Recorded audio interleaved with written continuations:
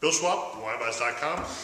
Rick's from Peerless, stop by Peerless Imports, and you were just telling me earlier you changed up from sort of sold off part of the company. You still run the state of Michigan, or just importing into the state of Michigan? Well, I still run the entire import division. So outstanding.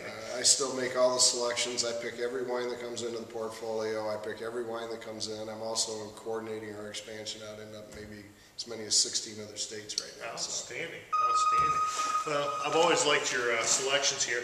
And we're going with Chateau Cournot White, the Blanc here. And we're going to taste the red too, which has always been a big favorite of mine. But tell me a little bit about the white. It's a 50-50, right? Yep, the neat thing about it, it's 50% Sauvignon Blanc, 50% Sauvignon Gris, all stainless steel aged. The other really neat thing about it, it's actually a totally organic wine. It's actually biodynamic wine. Yeah, I was going to mention that. So it's even both the red organic. and the white are Yep. full biodynamic. Low sulfite wines. Don't add any sulfites into them at the end. Been an outstanding winemaker year after year. Many gold medal winners for all of the wines that he carried. Crisp, Clean, good lemongrass to it. Little hints of smoke and a little bit of woodiness in the background as well. I think that comes from the grape there. Because there's no stainless, it's all stainless steel, right? Yeah, the thing that's doing it's sort of that Sauvignon Gris grape, which most people really don't have much of an opportunity to experience. I mean, it was a grape that was really big in Bordeaux, but it's very, very hard to grow.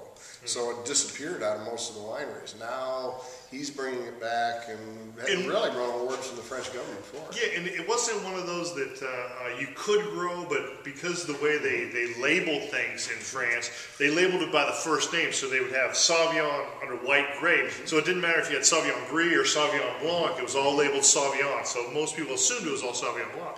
And since Sauvignon Gris was more difficult to grow, they sort of weeded that out. Yep. But it's got a nice depth to it. Almost, I want to say, not so much nuttiness, more of like an almond sort of thing going to it. Or not a woodsy, more of an almond thing, more of a nuttiness to it. If you use the Sauvignon Blanc that's really high in citrus and things, this is more body to it. There's more structure, there's more earthiness to it. So it goes, you know, for me, sometimes the acid level on some of those other Sauvignon Blancs are a little too high. And this kind of brings it into a more earthier structure. We look at about $15 on this. We're going to get a great price for you, though. We're going to try to squeak it down a little bit more. Yeah, we're going to work it.